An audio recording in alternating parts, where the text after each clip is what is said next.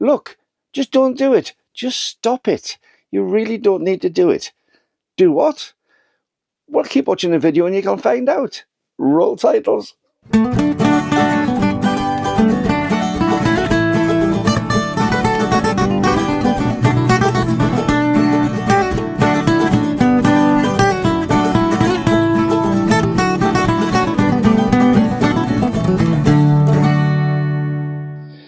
Well, hi YouTube, Brian James, that Micro Four Thirds guy with you once again, and a happy new year to you. I know there haven't been many videos coming out recently. We've had a bit of a hard time. Mrs. Four Thirds has had some serious problems with her right knee, still has. She's been on crutches since November, and it looks like she might have to have quite a major op on her knee very, very soon, so that's put a lot of pressure on us on that way.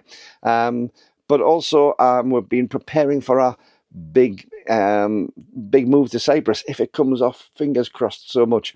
However, important, before I go on to today's subject, 26th of January, next Sunday, Rob Trek is starting the first of 3 this year, Micro Four Thirds get-togethers. If you haven't seen these before, they're absolutely fantastic. Really good chance for Micro Four Thirds YouTube people. They've even got me on. But proper Micro Four Thirds shooters are on it with me as well. And I'm on the very first one. And I'm really pleased to be on that. We've got on mine, we've got people like Ben Chappell, a fantastic astrophotographer. He was on shared the stage with me this time last year. Matty Solanto. Matty is an absolute star. I've been watching Matty for a long, long time. He used to be a Lumix ambassador, but now he's spread his wings a little bit in different camera formats. Matty and I are going to be talking about bringing some of our experience to give some hints and tips into where we see how we can help with photography. But there's a couple of people who I've only just recently started watching their videos. I'm really impressed, which is Lisa and Tom Kukara, or I think it's Kukara. I apologize on the names, but really fantastic nature photographers, and somebody that I've really been looking forward to seeing on these things. She was on a different podcast to me this last year, and I'm really pleased to be sharing the bill. And that's Marlene Hilema, and she is an absolute brilliant photographer into skateboarding and sports sort of thing, but also doing a lot of bird photography. And she's going to be linking up with Lisa and Tom in that. And Marlene has been so influential when it comes to Lumix cameras, especially things like the G9, G9 II and the G100. And I just love her style. I love her approach. I'm really proud to be on the bill with all those people.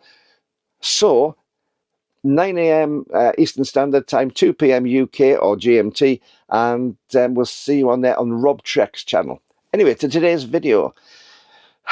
You don't need to be doing that. You don't need to be worrying about that. What do I mean by that? Well, it's very, very simple. But it's something that we overlook as photographers a lot. Now, I've been taking photographs for a long, long time. And I remember when I was, I'd been taking them from being a child, but I often got photographs which just didn't seem good. And I never mastered the art of doing them. I was a very keen photographer, but I was always rather disappointed. And of course, I didn't have the facilities. I sent my stuff off to the drugstore or the photography place to get my 6x4 prints or my or 3x3 prints sometimes back from them, and I didn't have the chance to crop. I didn't have the opportunity to change the color balance or any of those sort of things. You got what you were given in those days. And I remember looking at some of those photographs and thinking to myself with real sadness, well, what am I doing wrong? They don't look like what I'm seeing in the magazines. So as time went on, I got more and more experienced. But I remember when I was first going out with Mrs. Four Thirds, I took some photographs. I'd always done a lot of outdoors type photographs. I used to go gliding, competition gliding. So I had thousands and thousands of photographs of aircraft and people on gliding sites. But I decided I was going to do a couple of portraits because we were young. We were both in our 20s. I was going to do some portrait shots of my girlfriend at the time. And well, it just didn't work out. I knew what I had in my head.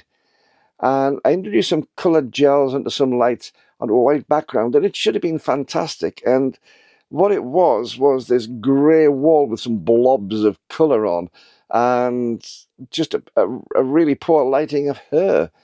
And I couldn't work out what I'd done wrong. And of course, I was getting more and more frustrated because I was seeing these photographs in magazines which looked fabulous.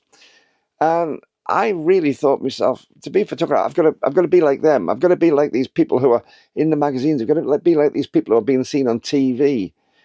And that was a mistake, because what it did is it stifled my own creativity.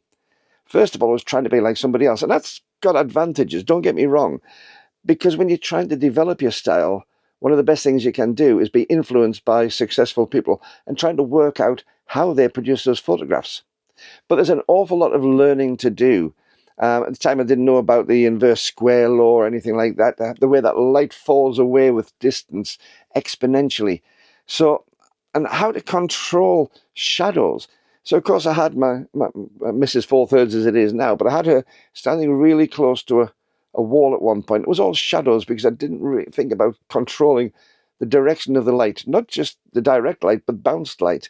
And also, I was trying to do direct light and wonder why it was so hard, why you got these hard shadows at the back, hard shadows from her face. And I didn't realize what it was. Now, obviously, when I started learning photography properly, when I started having some people who knew the techniques, who knew what the science behind it was and knew how to appreciate that, that's when I started to learn. That's when I started to really put my effort in. And I started getting some good photos. But it took a long time.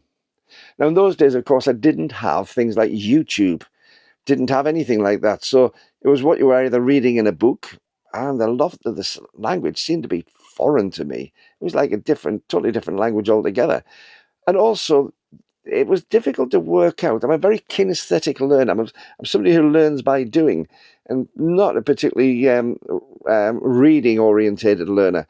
So to read these things from books and magazines just didn't do much for me. It's only when I had other photographers teach me how to do things, tell me how to use light meters, tell me how to use bounced light, how to use softeners so that you could actually soften the light and dull the edges off shadows, about light placement, about distances, about bringing people from walls and getting the light close to them so you get a big drop off in light behind so it darkens things down, or how to get a white background. One of the most difficult things for a new photographer to do is to understand how to get a clean white background which is brightly lit without swamping the model with the photography, with the light that's going onto them.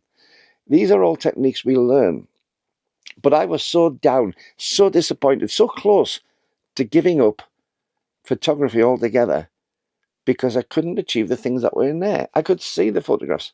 I could see the images. What I'm basically saying is this: because somebody else can do that, it doesn't instantly mean that you're a bad photographer if you can't. There are some fantastic nature photographers who don't use any sort of artificial lighting. They don't use any strobes. They don't use any continuous lighting. They use the light which is available outside. And sometimes that light can't be altered. We've all seen these videos on YouTube with these fantastic nature photographers who go out to a spot, they're looking at the weather, they're looking at the sky, they're looking at all the bits and pieces, and it just doesn't work.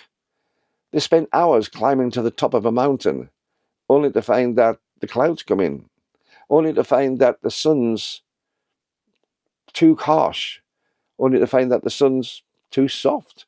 Whatever it is they're trying to do, nature isn't playing ball with them. And yet, a lot of these photographers will get fantastic photos out of situations like that because they've taken the time to learn and because they've taken the time to experiment. I experiment a lot. There's a few photographs of mine which came out purely because they were experiments.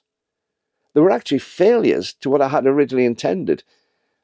But because I was doing something out of the comfort zone, just outside the box, I discovered something. I had a shot which suddenly was interesting for me. And that's an interesting word as well. For me. Who are you trying to impress? If you're an amateur photographer and you're just on the early stage of photography, you're very unlikely to be published by anybody. One, you don't have the contacts to get into a lot of those places. And two, you probably don't have the skill sets yet. But the worst you can possibly do is to give up. So what I suggest on this is a few simple things. One, irrespective of what stage of photography you are at, whether you are the basic person with your iPhone or whatever it is, taking a fully automated photograph, or whether you are a seasoned professional with hundreds or thousands of published photos behind you, it doesn't matter. Work out where your comfort zone is, take yourself to the edge of that comfort zone, and take a small step just beyond it. Not a huge leap, you'll never achieve that. But get yourself so that you have to start thinking. Get yourself so that you have to start working things out. And also, when you take a shot, always, always, always look at that shot you've taken and try to assess what's good about it, what's bad about it. And the other thing I also suggest is wait for a few days to re-look at that shot, to reassess it. Because what we instantly have in our head, we're going to probably be disappointed with. Even the pros are. But sometimes when we go back and look at a shot with a little bit of a clear eye, you suddenly find that there's things which you really do like. I've got a couple of shots which I've been putting amongst this video here, and if you like them, give me a thumbs up. If you like the video, give me a thumbs up. But I've put a couple of shots up here which may not be shots which you think are particularly special, but a lot of these are shots which I learned a new technique from. There's one with the train flying through Carlisle Station, and it's just strange. I actually mentioned this in one of my recent videos. You can see the stairs at the far side. It wasn't what I was trying to photograph. I was trying to get a different sort of blur, but I actually had it on such a slow shutter speed that the blur not only worked, but it actually became almost transparent. The train, you could see clearly the far side because there was so much time where you could see right through the windows to the other side that it gave a very strange effect. Now that I didn't have a clue how to do. I wouldn't have even thought about before. I was trying to do one other thing. It was a test, it was playing, but it worked. And I got another image which personally I quite like. Technically, if I was to challenge somebody to do that, they'd probably have to give a fair bit of thought behind it. But because I was experimenting, I was going out to the limits of what I was playing with, the limits of what I knew. I'd take a photograph right to the maximum as what I was comfortable with. Then I'd think, what if? What if I just move this a little bit more? What if I pull this back? What if I change my speed? What if I change my aperture? What if I was to do this in black and white? I can afford, especially in the digital days, to go through lots of photos to try that. So whatever discipline you're doing, whatever type of photograph you're doing, have a think. Did that work? Did it not? All these photos that I've been showing you periodically through this video are photos which I tried, I played with, and they came out in a way that I didn't expect them to. But then I analysed them back, worked out what it was which made these different to what I'd done in the past. And now I can apply that. Now I've got that knowledge. But the thing that I've now also learned to do is never, ever compare myself to other photographers from a competition way. Yes, compare yourself from a way of being inspired by them. Compare yourself to the fact that you would like to achieve a shot similar to theirs. But don't just follow them. Be yourself and learn your own style and appreciate your own style and enjoy your own style. Because I learned quite a few years ago that I did a photograph a good few years ago, which was a private shoot. And this was in the days where I used to put all the dead ones up and go through with the person who was commissioning me to see what they liked. And there was one which I thought was a fabulous photo.